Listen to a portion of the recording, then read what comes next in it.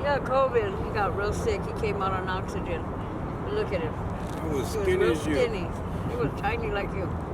Yeah. I wasn't going to let that happen. We've been together over 13 years. I've been at the downtown inn. Healthcare for the homeless put me in there. I was in there a week. It's a nice, clean motel. The lady treats you really good. It's quiet. It's very clean. I was trying to get us into another one for another week until we got our voucher.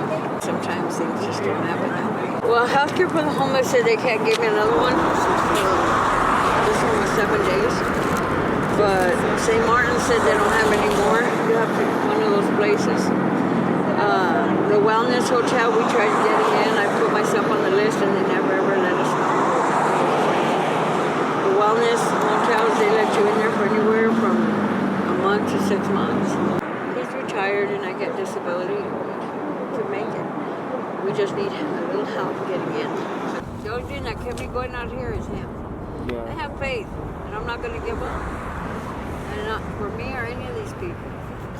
I think it was a very good thing that the city did try and stabilize people and have them in a certain spot where they could be more easily approached and contacted by outreach workers, especially for COVID. But of course, everything to do with COVID also just highlighted all the problems in the system that exist outside of COVID. So in principle, it was a good idea to have the hotels. We have also suggested that instead of the city having hotel vouchers, which is how it would normally work, so they would have a certain number of vouchers, and it's all dependent on funding, that they can then hand out to people that they're trying to stabilize or keeping them in some sort of holding pattern until they can find more permanent housing. The problem with the housing vouchers is that they are very short. They could be up to a week. Sometimes they're renewed,